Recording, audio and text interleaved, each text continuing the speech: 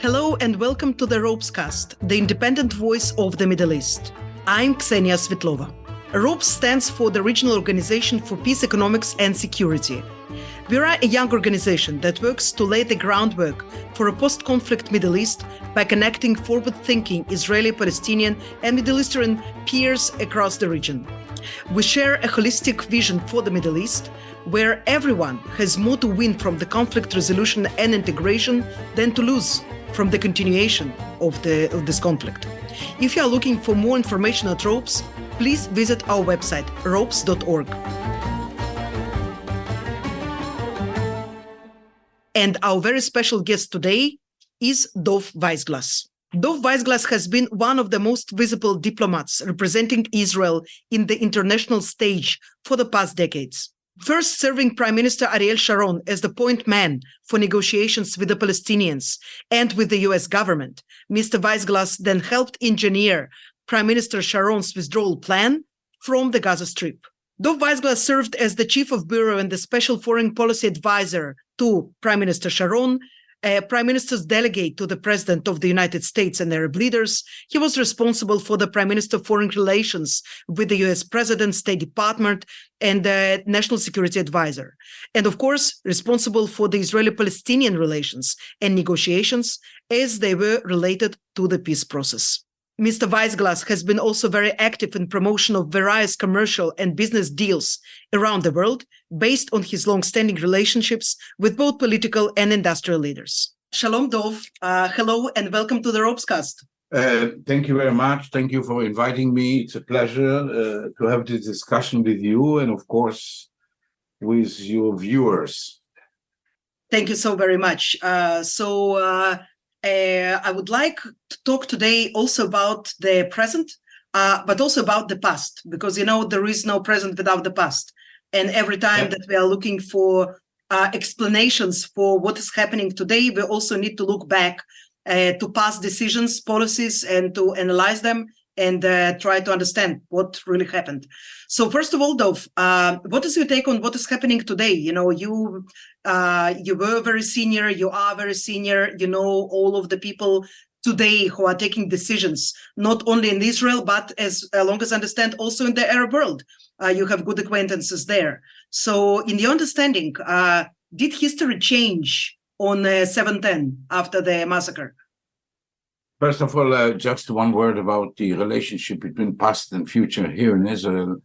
So if I may quote Henry Kissinger, who once in a meeting told us that in Israel, well, with regard to Israel, the future is known, is clear, and is determined. It's the past who is keep changing. So, first of all, about what's happening here, I think that the right answer is that nobody knows. Nobody knows. Because you see, parallel to all those enthusiastic screams about eradication of the Hamas, destruction of Hamas, turning it into a dust, into a debris, into nothing. Yet, I understand sort of a very intensive negotiation takes place in Doha. And the purpose of this negotiation is to reach a long-term agreement, which apparently will include a complete exchange of prisoners, namely all for all. And I think that nobody believes that that a process of this kind, of an exchange of hundreds of prisoners from Palestinian prisoners held by us against these almost 200 Israeli hostages kept by them, that while this process takes place, the violence will continue. So apparently what is foreseen is a long-term ceasefire or a pause, whatever the term is. And you cannot, in 2 or 3 weeks, you lose the momentum internationally, politically, and primarily domestically. You cannot keep the reserve. I mean, you cannot keep 100,000 people for such a long period of time. So if I may, and again, of course, we should be, I should say it very cautiously, but it seems that the combating period is behind us.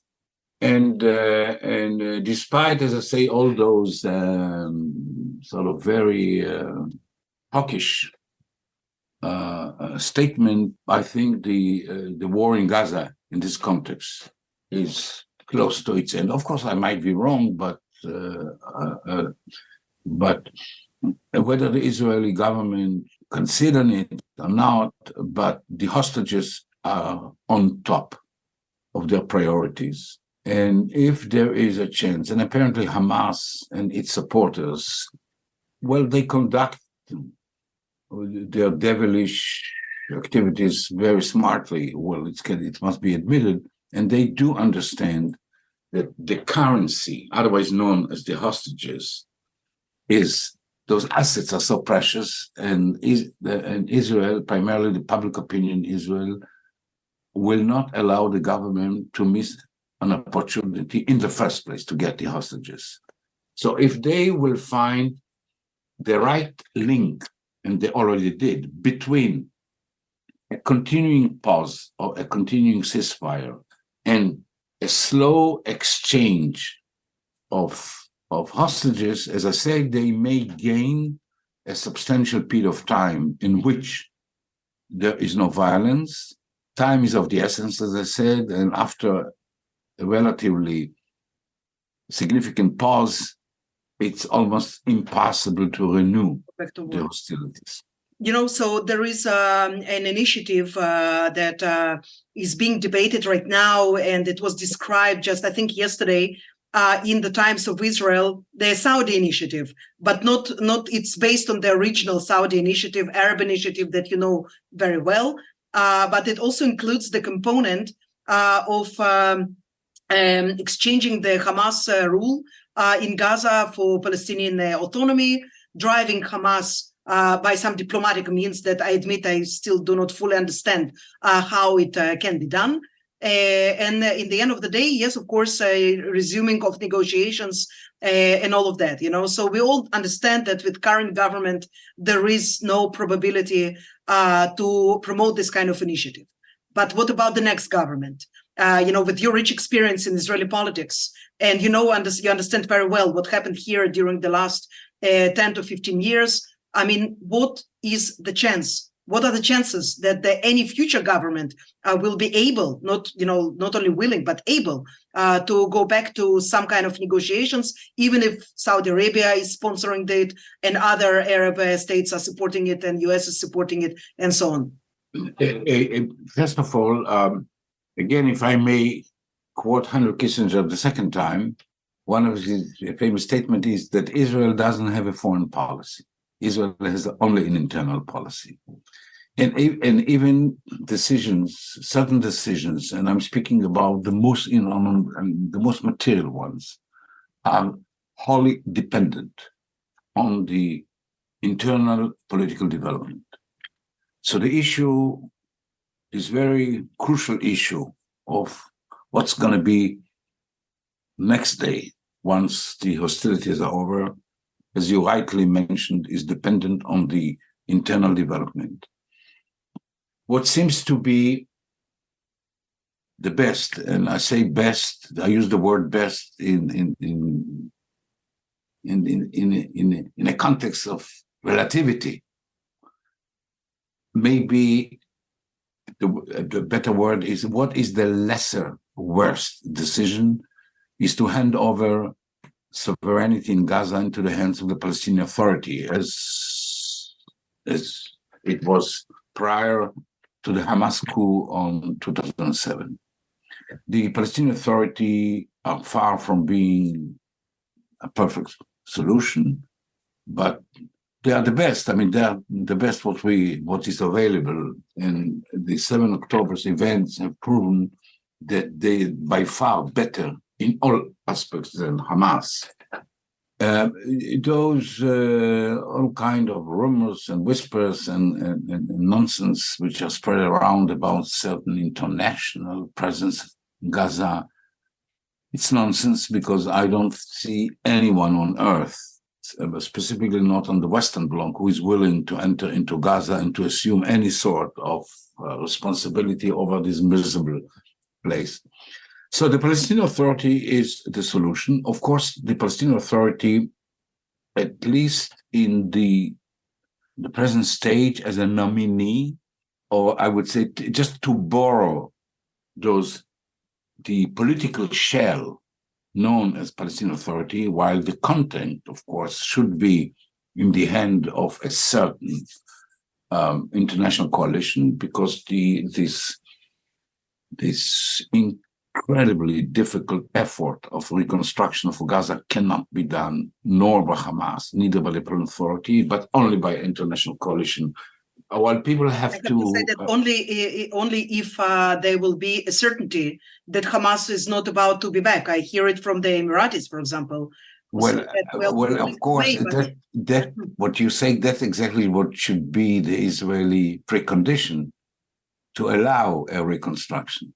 But unfortunately, I don't trust Netanyahu's government to set a precondition of this kind, because I strongly believe, unfortunately, that under the current coalition, the animosity towards the Palestinian Authority is even bigger than the concerns of continuing presence of Hamas in Gaza.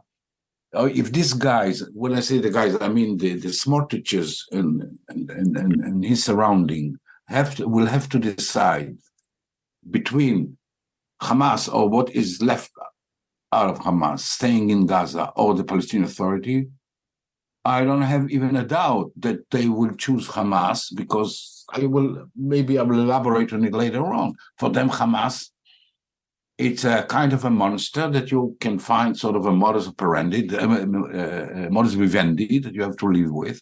The Palestinian Authority is the ultimate enemy. But if the world, again, will persistently push forward this precondition that there is no reconstruction of Gaza with Hamas. And I want to be and people should understand that when we speak about reconstruction of Gaza, it is not to reinstate or to rebuild the buildings. It comes to the day-to-day, to the hourly needs of life. Water, fuel, electric power, food, medical support, logistics, supply, nothing is there. People will not survive days without international help. So in this context, the war launched by Israel, in my view, has achieved its goal. If the goal was a practical goal, a realistic goal, not to turn Hamas into dust or eradication of Hamas and all this nonsense, but if the real goal was to get rid of Hamas from Gaza, that was achieved. It's exactly like in August 1982, when Sharon's goal was to bring an end to the PLO's state in Lebanon. It was achieved on August 31st, 1982, when Mr. Arafat and his entourage and several hundreds of thousands of terrorists left Beirut to Tunisia.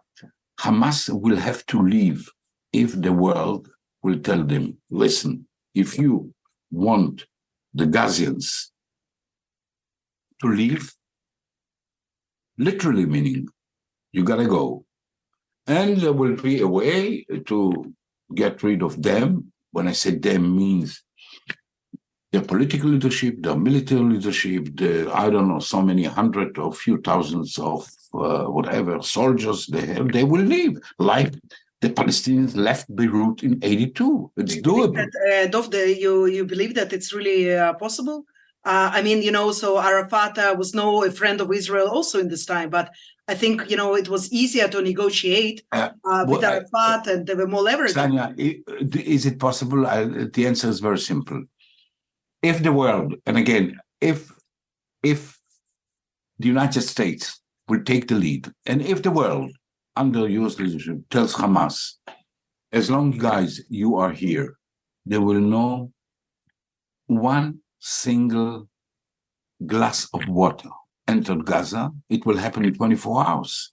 2 million Gazans will push them out, the way it almost happened at, I think, 2014 or 2015, when the Palestinian Authority stopped its financial support of Gaza. And if not, the Qataris, under the consent of Mr. Netanyahu, would come with their money, replacing the Palestinians. It could happen then. If the world will say, we are not coming in as long as Mr. Hamas is there, the leftovers of Hamas are unable to feed the 2 or 2.2 million Palestinians, not for one single day. So it will happen because they do not have any other choice. Furthermore, I'm not sure. Again, let's all remember that when we speak about Hamas, we speak about, let's say, an organization of several thousand people, a leadership. But, leadership is a leadership. It's a few dozens people altogether of the soldiers, a couple of thousand people, all of them live in Gaza, having families in Gaza, having children in Gaza. These people will starve. Winter is coming. So, I see no way that Hamas can continue to exist in Gaza if the world comes to them and say the reconstruction, not of Gaza, I'm not speaking about physical reconstruction of Gaza, the reconstruction of day-to-day life in Gaza is dependent on your departure. And they will depart. But also on the organization of the world, of the steadfast and clear understanding that there cannot be Hamas as a power that can stay in Gaza any longer. Let me tell you, if the 20, 30, 40,000 people, otherwise known as Hamas soldiers, are living in Gaza, and they, as much as I'm concerned, continue exist as Hamas elsewhere, in Algeria, in Tunisia, in Qatar, in Turkey, or one of those countries who will absorb them. When they are not in Gaza, and the Palestinian Authority is taking responsibility over Gaza, and over time, the Palestinian Authority hopefully will strengthen its presence in Gaza. The Palestinian Authority consider Hamas as its worst enemy. They are acting against Hamas pretty successfully in the West Bank. In Gaza, it was less. Maybe they have learned a lesson. But they will act against Hamas. And if they are assisted, as I say, by the rest of the world, who is unified in its objection to Hamas presence, I think the results will be better than the current situation. I wouldn't say more than that, but I'm sure it will be better. There will be an improvement. I see. Again, this is the solution. This is the only existing solution. Unfortunately, nothing of that kind can happen as long we live under the current coalition. That's the problem. That's a big problem. I agree. Dov, you already mentioned the expulsion of the Palestinian autonomy from Gaza. That's something that happened more than 16 years ago. And actually, it's a good lead because I wanted to take you back in the lanes of history, as they say. You were one of the architects, together, with the Prime Minister Ariel Sharon, of the unilateral disengagement. And I can tell you that I haven't heard this disengagement discussed so widely, I think, since the time, so it seems that today we are reliving these events, and there are many ideas from here to there, looking back at what happened in 2005. unilateral disengagement from Gaza. Do you still support, the policies of Sharon, your own policies back then? Do you think that it was incremental for Israel to get out of Gaza and to do it in this way without an agreement with the PA, the way it happened? The answer is yes, and of course, with your permission, I will elaborate. Sure. Factually, the Israeli military withdrew from Gaza in 1994 as part of the Oslo Pact. If you remember, the first pulse of the Oslo Pact was known as Gaza and Jericho first. And the reason it was agreed that Gaza and Jericho first are evacuated by the IDF is because the Jericho area, or the southern part of the Jordan Valley, always was known as pretty peaceful region. And the reason Gaza was selected as the first place to be evacuated from is because the IDF was more than happy to get rid of this miserable, troubled area. But as of 94 and onwards, there was no Israeli military inside Gaza. In the cities, in the villages, in the refugee camps, there was only one single soldier. Gaza was declared as Area A, and according to the Oslo Agreement, Area A's are area who are under the total control, civically and militarily, of the Palestinian Authority.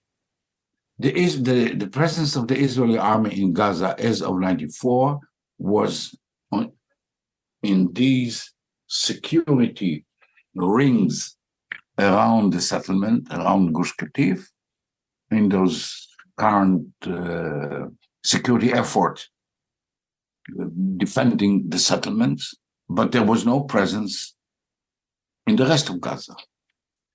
So I say right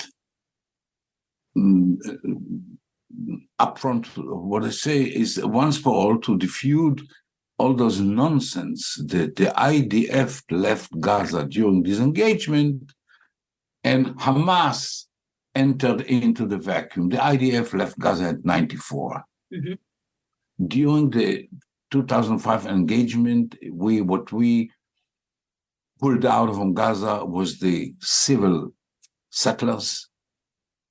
And of course, then the military, those limited military forces that surrounded them. But as I said, the military left long time before then. So there is no link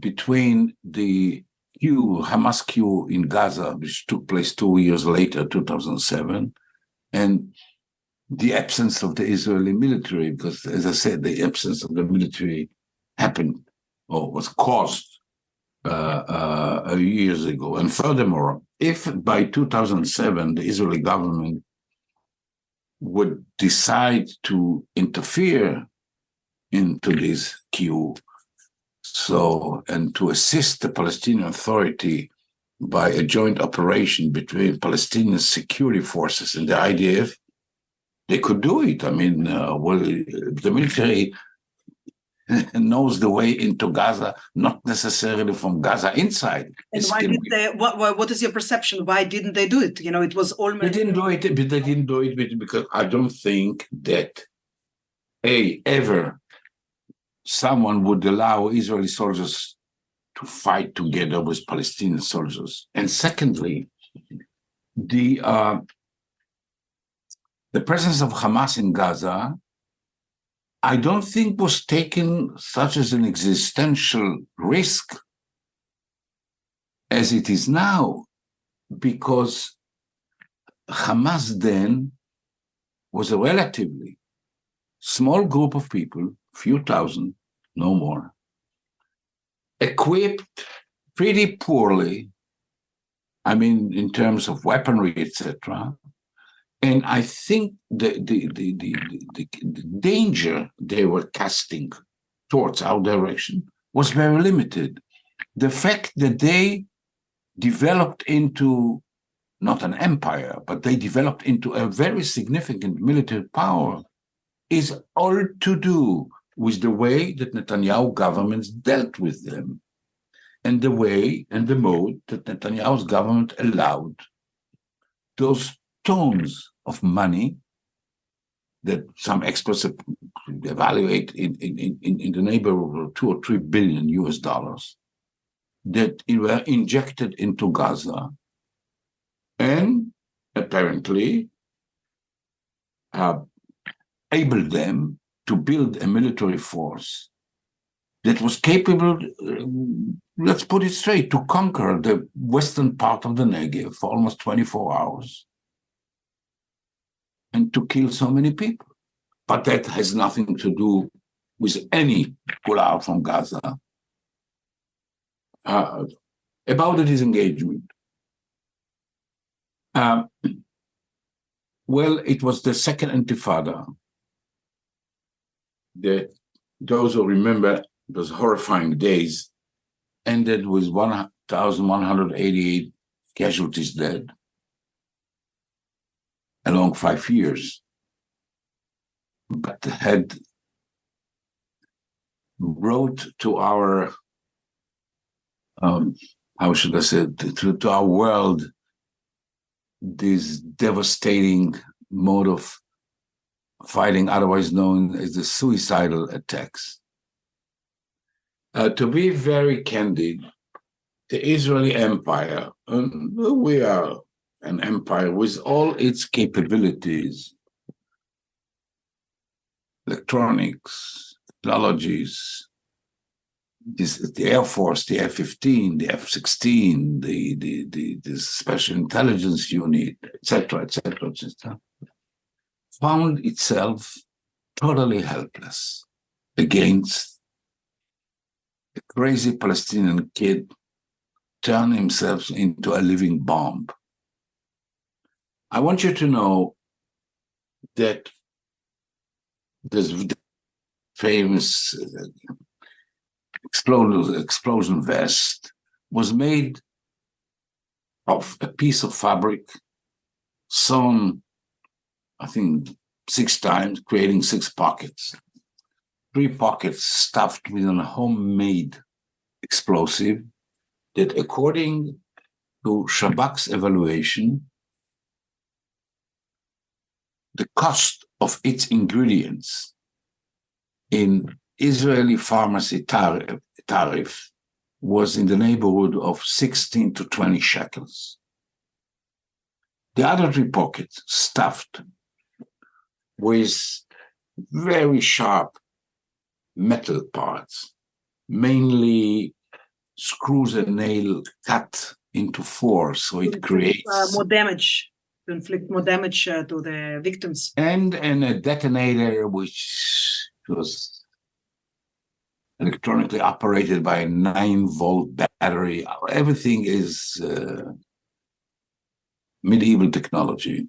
And this is what led us into what we consider to be the best ever political plan ever been offered to us, which is known the Roadmap for Peace, which was worked actually by the whole world and became, by the way, was adopted as a United Nations Security Council resolution number 1501, which is, it's not a peace plan, it's a managerial plan. I mean, how you are the management of the peace process. And the idea was finally in a long process by which, in the first stage, the Palestinian turns themselves into a constructive society, and in the second stage, the final status negotiation will start. And Sharon believes that the two-state solution is not the best way, but it's the only way. If you allow just one question that directly, Sure. It's connected to that, because there is a quote by you actually in Haaretz newspaper in 2005, where you're quoted to say that actually the disengagement was meant to disrupt the Palestinian state, that it was the way to basically prevent the negotiations. Here we disengaged, and this is the way to do it. So maybe they misquoted. So that's why I'm asking. No, it's not a quote. It's not a quote from Haaretz, but Haaretz misquoted me. Mm-hmm. It's an interview I gave to Ari Shavit. Once it became clear to us that in the long range, we will leave Gaza, because Gaza is a place that nobody wants to be. So why to stay? Why to sacrifice even the life of one settler or one soldier once we know that sooner or later you have to leave. We will have to leave. But why did you do it in the unilateral way? So if you believe that you can, my dear Ksenia, we did it because you have to remember what happened parallelly. Sharon, as a overriding principle of his policy, never ever had nothing to do with Mr. Arafat. When in early 2003, the American administration actually forced the Palestinian Authority to change their law, or to change the constitution, sort of speaking, and to create a position of a prime minister, which never been there before. And Mr. Mahmoud Abbas, otherwise known as Abu Mazen, was invited from where he exiled himself in Doha to come and to take over as a prime minister. That was early 2003.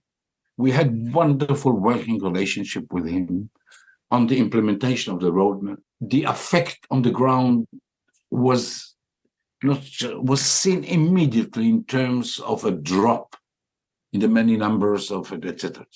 September 2003, in light of two horrifying Hamas attacks in the Jerusalem area, Abu Mazen demanded Arafat, who was still the president, some emergency authority to tackle with Hamas. He was refused. He resigned and left back to Doha. So we found ourselves again with Mr. Arafat back in town. And since it was for us an axiomatic rule that we do not have a business with him, we decided to go on with our plans without him, unilaterally. Mm-hmm. So in this context, the initial decision about disengagement was taken unilaterally because we didn't want to have any business with Arafat. Yet, a year later, November 2004, Arafat passed away. Abu Mazen in back. November 2004 up to August 2005, which was the actual execution of the administration, along those almost 9 months, I had very close working relationship with the Palestinian Authority with regard to the disengagement. Everything was coordinated. We have not hundreds, thousands of hours of working with the Palestinian Authority about what is left behind, what should be destroyed, how to handle agro-industrial facilities, how to handle water facilities. Furthermore, the Palestinians came up with plans like chain of fancy hotels along the Gaza beach, a renewal or actually reconstruction of the Hania airport, a construction of a deep water harbor in Gaza, which we all agreed to. So, as I said, the original decision was taken unilaterally. the implementation was fully agreed and coordinated. So in this respect, as I say, the common saying or statement that why it was done unilaterally, it was not done unilaterally. It was done unilaterally. I mean, it was processed unilaterally as long as Arafat was there. So, to proceed on that, I still want, to use your time to ask a couple of questions. Everything that happened later. So we saw that Hamas very quickly painted Gaza in green, even prior to the fateful elections of 2006. I was there as a reporter. We had this conversation. From my recollections, I remember it very clearly. The day that Israel left Gaza, and the perceptions are very important here. So Hamas skillfully sold, the disengagement to the Palestinian people as the victory of the resistance, of the Muqawama. So, in this light, they, I think, gained a lot before the elections. And whose decision was, to have elections at this light? I beg to differ. The Hamas, we speak about two elections, if you remember. One, the end of 2005 was the general elections where Hamas, given their very weird election system, and because it's half general, it's half local, so somehow they managed to win the local elections. But altogether, what Abbas' reaction was actually never to put together the parliament. He kept them out in the West Bank. In Gaza, the Hamas gained control, nothing to do with any political process election, is by the use of power of force. And unfortunately, the weakness and the corruptive structure of the Palestinian security forces in Gaza, though number-wise they were, I don't know, something like 10 times bigger than Hamas, they were beaten in a few hours and run away. Since then, Hamas is under military. Actually, it's under Gaza control of Gaza. And Israel, rather than determined continuing war against Hamas, primarily economic, but also militarily, very soon developed a formula of coexistence, a coexistence that is periodically interrupted by military clashes, but not too much. Mm-hmm. Not too much. On one hand, and yet a total discontinuation of any sort of relationship with the Palestinian Authority, other than the security coordination that was primarily required or even demanded by the military and by the Shabak. What was our policy? What was later on even perfected by Ehud Olmert, namely working relationship with the Palestinian Authority, investment of all possible efforts to empower the Palestinian Authority, to strengthen them. The Israeli government under Netanyahu, from its first day, has turned 180 degrees backwards. And as I said, a continuing search for any possible avenue of modus vivendi, of coexistence with those murderers, and yet a total ignoring and disassociation with the Palestinian Authority. The reason, in my view, is very simple. For the settlement movement, which is the overriding political power dominating Netanyahu, the Palestinian Authority is an enemy, because the Palestinian Authority recognizes the state of Israel, is willing to enter into a political process, and of course is demanding or claiming a two-state solution. A Palestinian state means automatically a withdrawal a small, I don't know, a big, even Mr. Trump, this almost divine friend of us, spoke about a Palestinian state, which is 70% of the West Bank. And the settlers understand that any form of Palestinian state means a withdrawal or evacuation of settlements. On the other hand, relationship with Hamas doesn't involve any consideration of this kind. Hamas did not and never and will never recognize the existence of the state of Israel. None of them speak about two states or about any political solution. So from their point of view, they prefer, as I say, this periodical quarrel with Hamas than ongoing, steady political relationship with the Palestinian Authority. And that was dictated Netanyahu's policy towards Hamas, which later on developed into this constant money flow into Gaza, in my view, and that was the background or the infrastructure that enabled Hamas to develop military capabilities the way they did. So my last question to you, dear Dov, would be about the regional involvement, because ROPES stands for Regional Organization for Peace, Economics and Security.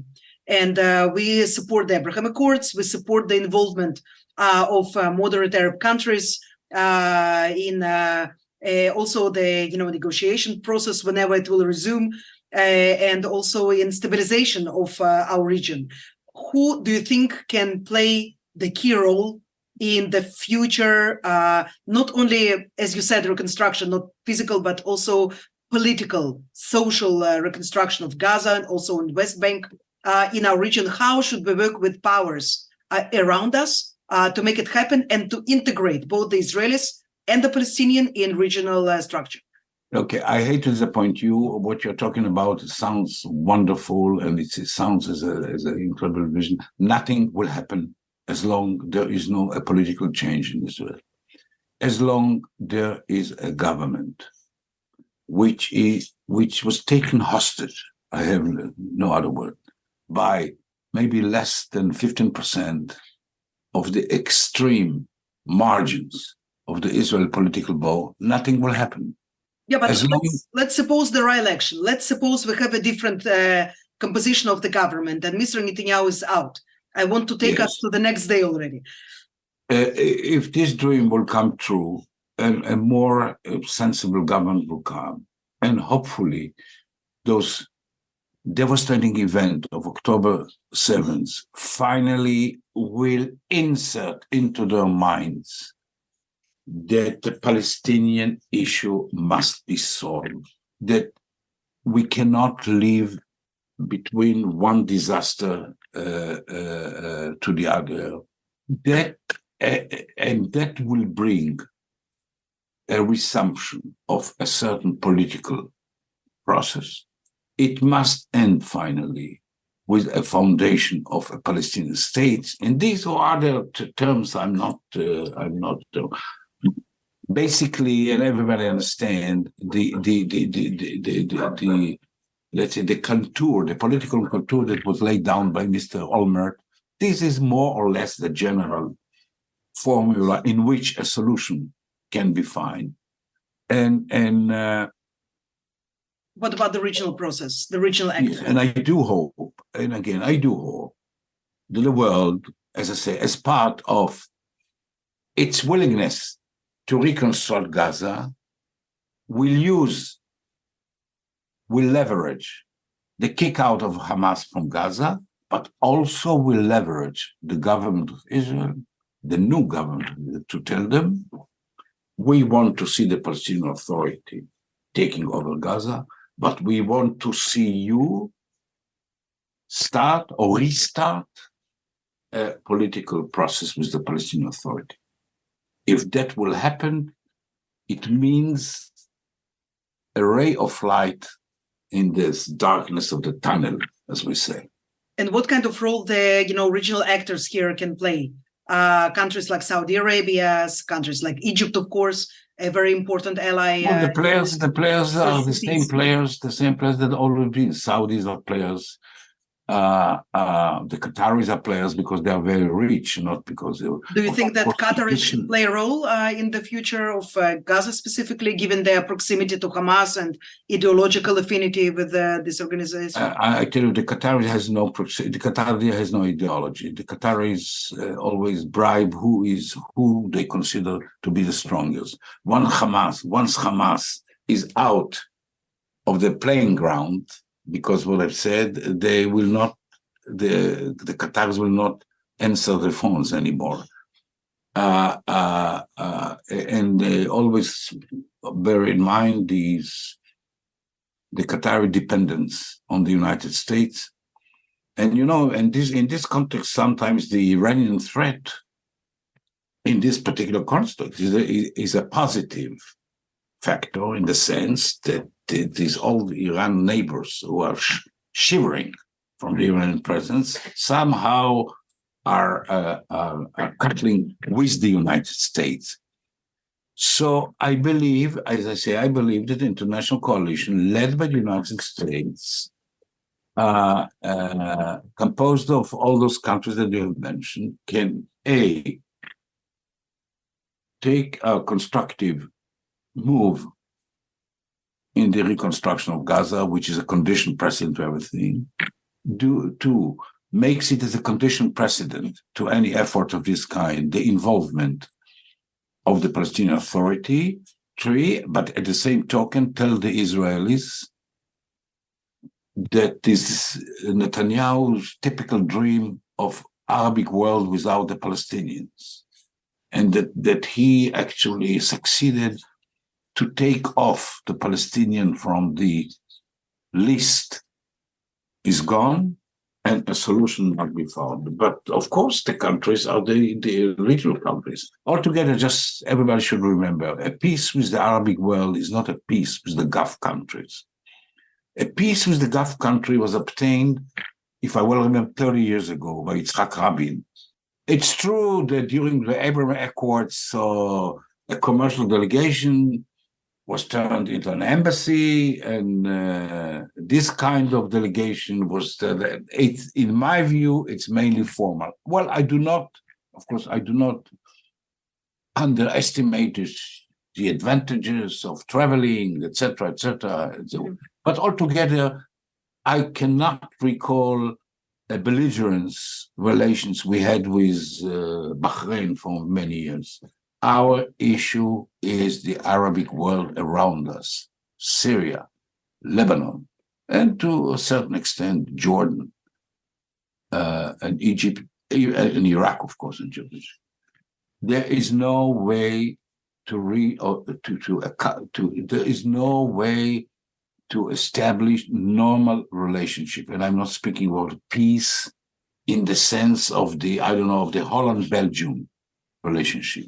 I speak about formal peace, which is a non-belligerent relationship of the kind we have with Jordan and Egypt. There is no tremendous affection. The Israeli symphony didn't play in Cairo for a long time, and the Cairo Ballet company didn't perform in Tel Aviv, but there are no shootings. People are not being killed anymore. That's what we need, and that is feasible and that is achievable if we will finally accept, we already accepted it, if we will renew the acceptance of the two-state solution.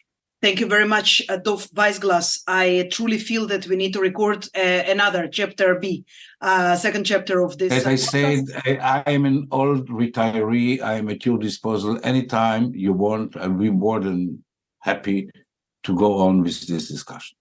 Thank you so very much, Dov. And hopefully, there will be changes and we will be there to discuss it with you, hopefully very soon. Thank you very much. Inshallah, and большое спасибо. Thank you. Bye-bye. Bye-bye. You've been listening to the ROPESCAST, the independent voice of the Middle East. Our guest today was Dov Weissglas. I hope you enjoyed the ROPESCAST. Our podcast is available on Apple Podcasts, Spotify, SoundCloud, and all quality podcast platforms. We are very grateful to all our listeners in the Middle East, Europe, the US, and other parts of the world. You can support our work by small donation. More details on our website, ropes.org. We also invite you to follow ropes.org on Twitter, Facebook, Instagram, and Threads to find out more about our work with the emerging leaders of the Middle East. I'm Ksenia Svetlova. Shalom and salam.